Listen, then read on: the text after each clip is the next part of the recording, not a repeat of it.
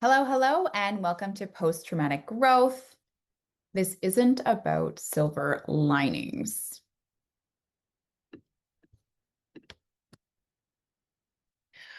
I'm truly so glad you're here. I think a lot of us have heard about post-traumatic stress disorder, but post-traumatic growth isn't as well known. And I think it's something that's really important to talk about. I wanted to encourage you all to take a moment if you need it. If you need to step away or put this on pause, please feel free to do that. I also want to show you the butterfly tap. So if you're feeling a bit of activation in your system, because this is a big topic to talk about, this can be a helpful strategy to use to help you feel a bit more regulated. So it's called the butterfly tap. And what you're going to do is you're going to cross your arms on your shoulders and you're just going to tap really slowly. You can give yourself a little squeeze if you like as you're doing it, and even if you want to sway.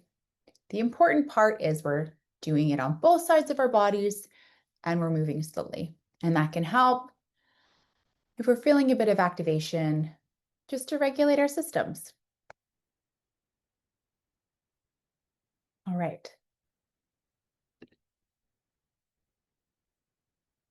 I am a trauma survivor and I'm a trauma counselor. And I have a little winky face there on purpose because a lot of trauma counselors have experienced trauma.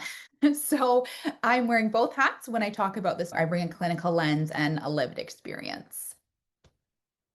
So that is why this truly is from my heart to yours. As someone who's moved through difficult times, and been able to find some balance on the other side, it's my hope too that I can offer you some support along the way, and maybe you too can find a little bit of balance after whatever you've been through. So who the heck am I and why am I talking about this? I'm Kelsey. I'm a registered clinical counselor, accredited clinical supervisor. Those are the letters behind my name.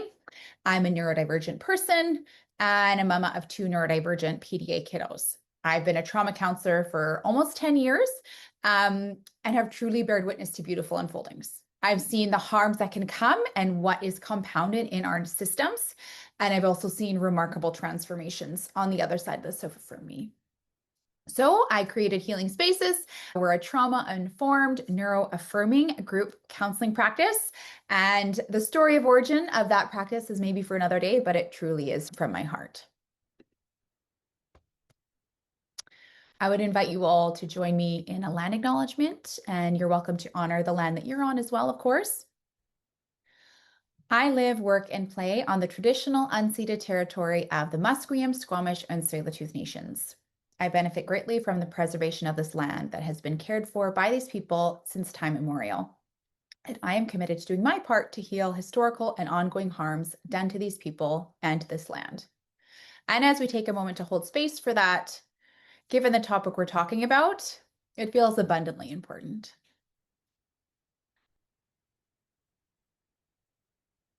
Okay, so today we're going to talk about what is trauma. We're going to back it up a little bit. We'll talk about what post-traumatic growth is, understanding fear, and seeing if there's a way to move to freedom, which I feel like is very connected with post-traumatic growth. We'll talk about zones of comfort as we close, and I have a list of resources for you as well. What is trauma? So take a moment here. What are you thinking about when you hear the word trauma? And what brought you to this course here today? See if there's a way you can maybe edge a little closer and feel something that feels manageable. And again, if it feels overwhelming, you're welcome to do that butterfly tap.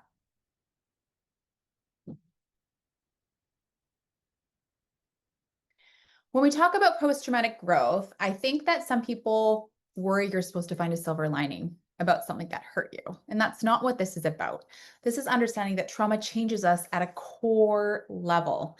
And often we don't see the world the same way. We don't move through the world the same way. We don't experience the world the same way afterwards. And we're changed. We're forever changed. We can't always go back to who we were before that big life change that happened to us, the trauma happened to us.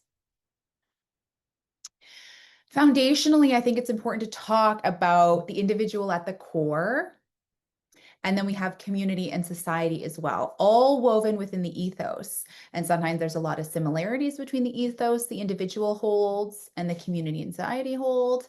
And sometimes there isn't. Now, what do I mean by ethos? It's kind of like morals and values, but it's more about what's lived and how we live. So morals are these big words we use, values are these big words we use, but how are we actually living? And that is our ethos. And I'll come back to that throughout as well. So, what is trauma? Trauma is when something happens that is out of the ordinary and your system is flooded. Your body shifts into protection mode before your mind has time to make sense of it. And trauma is what happens inside our system when we've experienced a traumatic event. And that is a really important distinction.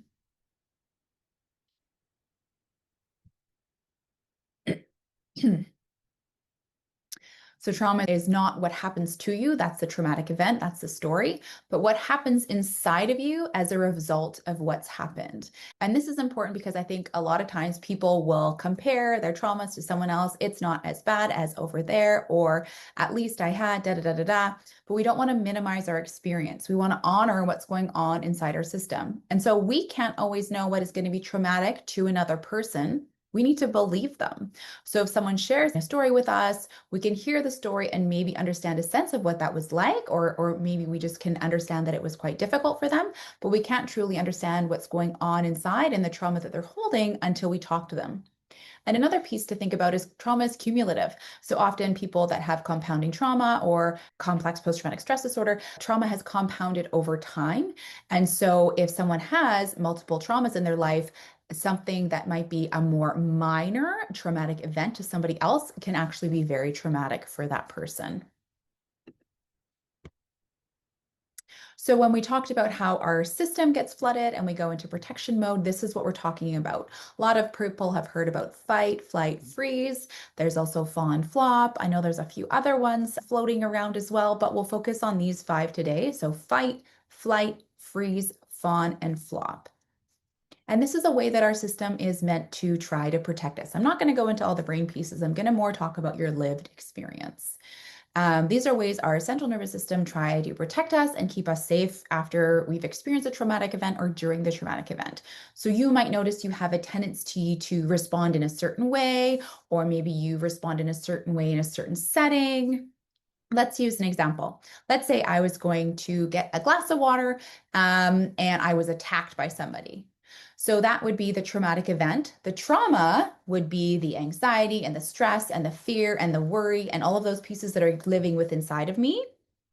And my nervous system response, my system trying to protect me, might make it so that every time I go to that sink or every time I have a glass of water, I feel a bit hypervigilant. I feel really anxious. I can't use the same kind of glass that I used before because it's too triggering and too activating for me. So those are types of responses that we might see.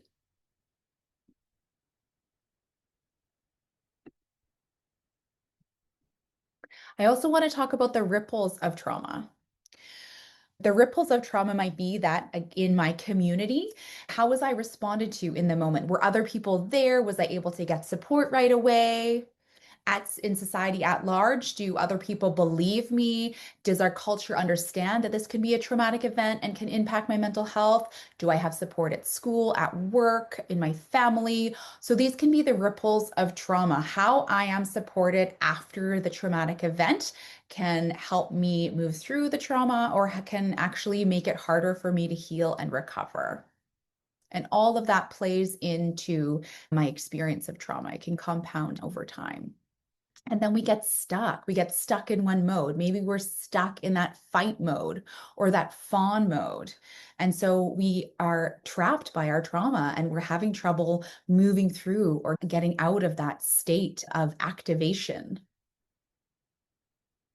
What was helpful in the moment, right? That maybe fight, flight, freeze response isn't helpful any longer. And so this is where we're going to move and start talking about post-traumatic growth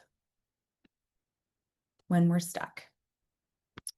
So think about your trauma, how it's impacted you. Who were you before that event took place? And who are you now? How have you changed?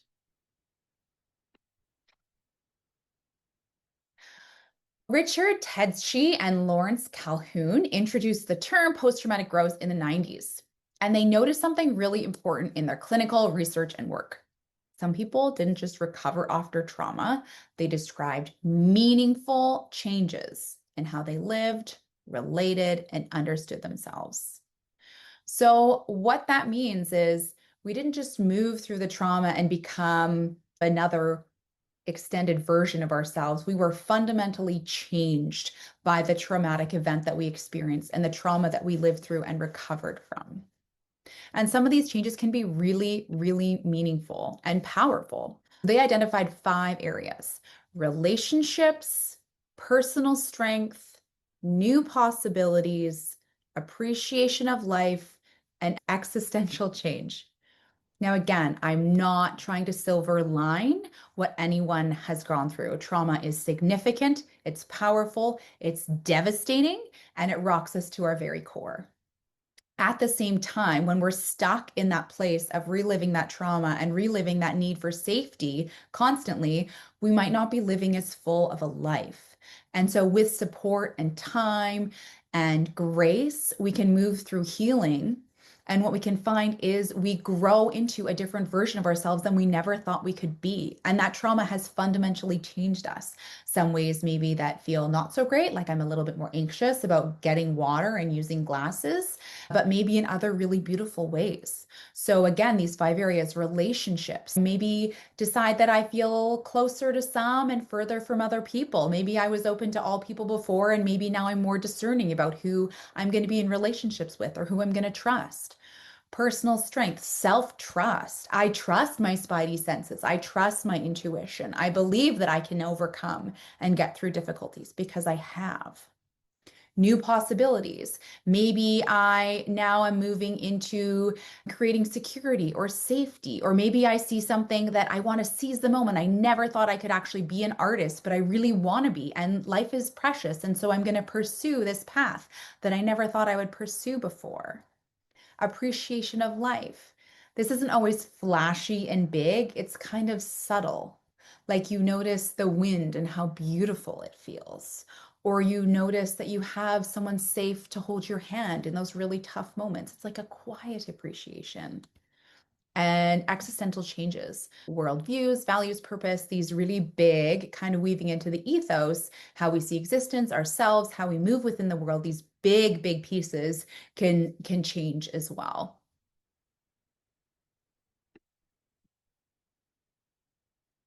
So it's important to remember that this isn't about running past the pain to get to the growth. We can't just turn the pain off and choose only these beautiful, wonderful things. What we need to do to move into post-traumatic growth is be with the reality of what happened to us and heal the wound that has been created, heal the trauma. It also means making meaning out of our distress. That was a fundamental piece these researchers found, is that if people were able to find meaning in the trauma that they went through, they were more likely to experience post-traumatic growth. And then, of course, I deeply believe, personally and professionally, seeking support in the community and finding professionals that align with you, that you really feel like can support you at this juncture in your life, can be a pivotal piece to this.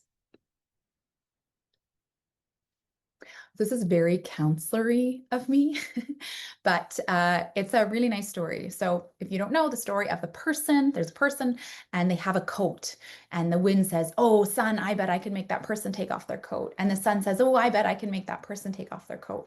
And the wind blows and blows and blows, and the person holds that coat tighter and tighter. But the sun comes out gentle and non-pressure filled, and that person chooses to take off their coat. And I say this because post-traumatic growth is not something that we can force or we can push or we can make happen before the moment is right. That person was probably warmer and warmer and warmer and then too warm. And so they took off their coat. And timing has a magic that I will never understand. So, why I'm saying this is because we really need to honor our own process. We can't force it. We can't fast track through the pain, but being with the pain and uncovering who we are now, how the trauma has changed us in a gentle, supportive way can be really powerful and move us into post-traumatic growth. We want to keep in mind too that we're not self-critical. For many people, growth isn't available quite yet. Again, I mentioned that timing, right? Timing, we have to honor our timing. Maybe their system is still prioritizing safety and they haven't found the opportunity that is safe enough for them to explore unarmoring themselves. So we really want to be thoughtful about that for ourselves too, and not try to push through the pain to seek this ideal of post-traumatic growth. Fear to freedom. So take a moment and think about what feels more possible now than what it did. So we talked about who you were before the trauma. Perhaps you've thought about the traumatic event that you're thinking about and the trauma in your system. And in your healing and recovery, where are you now compared to where you first were after the traumatic event happened? Is there something that's more accessible, something you can do, something that's a bit more easy than it was?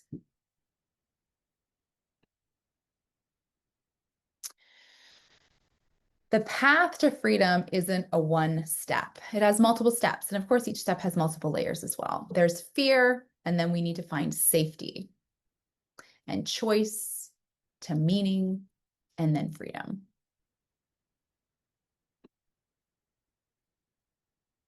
I deeply believe that fear gets a bit of a bad rap, and I talk about that in the Fear to Courage Masterclass there. The traumatic event that you experienced taught you that you were unsafe in the world, and it taught you you needed to protect yourself. So, high five. Your system did exactly what it needed to do in that moment, and we want to honor that. The tricky part is where we become trapped by fear. But we want to honor the role fear had and has in our lives. It's a really powerful experience. And when we feel safe enough, then maybe we can start to soften a little bit and we can move to explore choices. How do I want to engage with life? What does feel okay to explore? What meaning can I make of what I experienced and what I went through? How did it impact me? And then at the other side of that, the freedom is there. What version of you is waiting for you? That's something I believe so deeply when people are feeling they're wondering about exploring counseling or what it could be for them, or trauma counseling, because it's not easy. Trauma counseling is not light and fluffy. It's really deep and powerful, and we are really called to face some tough pieces. But what I believe deeply is that a freer version of you is waiting on the other side for you.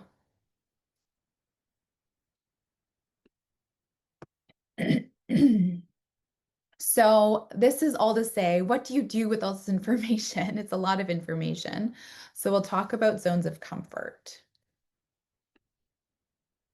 Zones of comfort, these two theories, a learning theory from Vygotsky and nervous system models from Siegel. Comfort zone is when we are low stress, we feel safe, safe enough, we're in our comfort zone. And then learning, that's our stretching zone where we're feeling a bit anxious, a bit nervous, a bit unsure. Maybe we have some extra supports in place, but we're ready to dance with fear and we're staying fairly regulated. The overwhelm zone is too much for our systems. And so we don't want to dip into the overwhelm zone. Think about dissociation, think about panic attacks, think about too much, your system shutting down, those fight, flight, freeze, fawn, flop responses. We don't want to tip into the overwhelm zone. So the learning zone is where we get a chance to really practice and learn and engage with our fear. The most important part of this model is the comfort zone, though. We need to have a place to recover, restore, and hang out. So if you're in a place where you're exploring your own trauma recovery and you're moving through your own post-traumatic growth, I would say set up comfort zone. Figure out what that is for you, whether it's a space in your home, whether it's a physical place in nature, whether it's a certain person or two, or a four-legged friend, whatever it is, spend some time really thinking about your comfort zone. Because if you have that really well set up, then as you stretch into learning zone, you can come back and rest and recover. And that really is one of the big pieces of trauma recovery, is we need to have a lot of safety.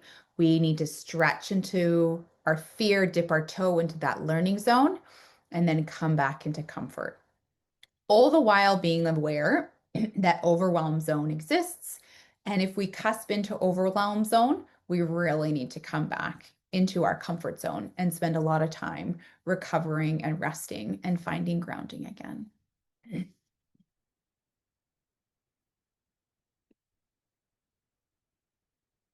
Healing in relationship. Recovery can only take place within the context of relationships. It cannot occur in isolation. This is the community piece of the model. This speaks so much to how counselors feel about supporting others in healing and recovery. That being said, counseling isn't the only relationship that you can heal in. Of course, a lot of people find deep healing in romantic relationships or friendships, or maybe they have a family member that they feel really safe and connected to. We can heal so far on our own, and then we need relationship to really help us move into that recovery in a really beautiful, beautiful way, which can be scary because a lot of people are hurt and traumatized in relationships. And so finding safe enough people to trust and move into recovery with can also be really difficult. So again, when you're thinking of setting up your comfort zone, think about people that are safe enough that you feel like you can bring in into that comfort zone with you. Because it isn't safe to be vulnerable around everybody, especially if you have been hurt or traumatized, or you have a beautiful and tender heart. Especially if you've been hurt or traumatized, you are beautiful and tender, and you deserve the best. And honor that. Honor yourself.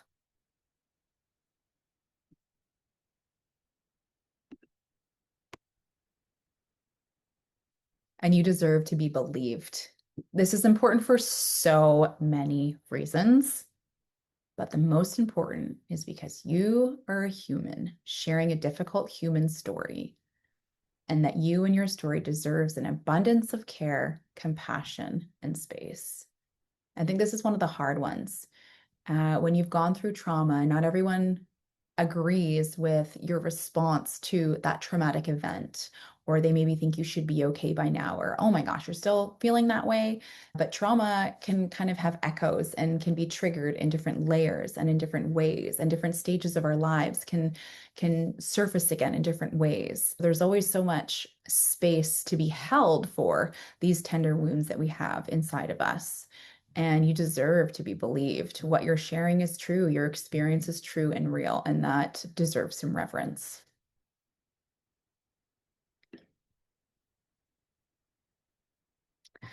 I know that was a lot of pieces. I hope you find some space to sit with that, see what comes up for you, circle back to this again later. We do have a companion PDF. It's on trauma, not post-traumatic growth specifically, but it's on trauma. You're welcome to download and check it out. And we do have ongoing events. We have nervous system coming up in March. We have autistic burnout coming up in April. So you're welcome to check out our upcoming events and join our newsletter if you're curious as well. If you have questions, comments, or witty remarks, this is me, Kelsey at healingspaces.center. Feel free to reach out and I'll see what I can do to help you out. And that's our social media handle as well. And here are a list of resources. So if you want to do a deeper dive, you're welcome to check this out. Tedeschi and Calhoun, they're the folks that did the post-traumatic growth research. They might be worth checking out. Gabor Mate, BC boy, a whole Turkish BC boy, has so much wisdom to share as well. All of these folks do. And thank you so much for being here. Thank you for being willing to learn about this, explore this, sit with those tender parts inside of you. And I'm so happy you were here today. I hope you can find some gentle moments over the rest of your day, and take care. We'll connect soon. Bye.